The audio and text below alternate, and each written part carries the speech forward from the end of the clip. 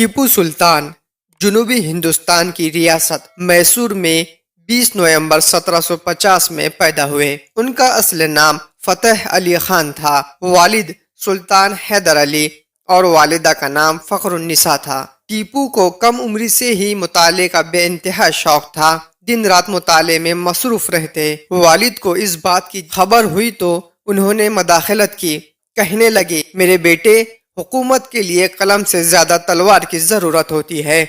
باپ کے اس جملے نے بیٹے کی زندگی بدل دی اور ٹیپو سلطان نے اپنے باپ کے نقش قدم پر چل کر باپ جیسی جرات و شجاعت پیدا کی۔ ٹیپو سلطان 1782 میں والد کے انتقال کے بعد تخت نشین ہوئے۔ انہوں نے اپنی سلطنت کا نام سلطنت خداداد رکھا۔ تخت نشین ہوتے ہی انہوں نے غلامی کو ختم کیا، زمین کو کسانوں کی ملکیت قرار دیا، نئے سکے جاری کروائے، رعایا کے ساتھ انصاف سے پیش آئے اور اپنے وعدوں کی پابندی کی۔ فرانسیسی انجینئروں سے آب پاشی کی خاطر کاویری پر بند بنوایا، تعلیم پر زور دیا اور جامعہ الامور کے نام سے سرنگا پٹنم میں ایک یونیورسٹی قائم کی۔ وہ بلند پایہ مصنف، بہترین مقرر، اعلیٰ درجے کے منتظم، بے مثال سیاستداں اور عظیم الشان سپاہی تھے۔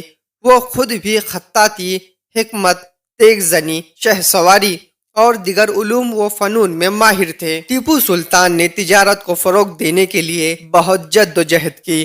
سلطنت خداداد میں ڈاک کا انتظام بھی بہت اعلیٰ تھا۔ ٹیپو سلطان نے فوج کے لیے ایک کتاب فتح المجاہدین کے نام سے لکھی، جو فوجی قواعد و ضوابط کی نہایت اہم کتاب ہے۔ آپسی اختلافات کا فائدہ اٹھا کر انگریزوں نے ٹیپو کے خلاف جنگ شروع کر دی۔ ٹیپو سلطان آخری وقت تک انگریزوں سے مقابلہ کرتے رہے۔ کسی نے آپ کو مشورہ دیا کہ آپ اپنے آپ کو انگریزوں کے حوالے کر دے، لیکن شیر دل سلطان نے کہا کہ گیدڑ کی 100 سال کی زندگی سے شیر کی ایک دن کی زندگی بہتر ہے، اور آخر کار اپنوں کی غداری اور انگریزوں کی مسلسل سازشوں کی وجہ سے سلطنت خداداد میسور کی آزادی کا سورج غروب ہو گیا۔ سلطان نے 4 مئی 1799 کو شہادت کا جام پی کر آخری نیند سو گئے۔ جس حجرے میں ٹیپو سلطان کی قبر ہے، اس کے ساتھ ہی ان کے والد حیدر علی اور والدہ فخر النساء کی بھی قبریں موجود ہیں۔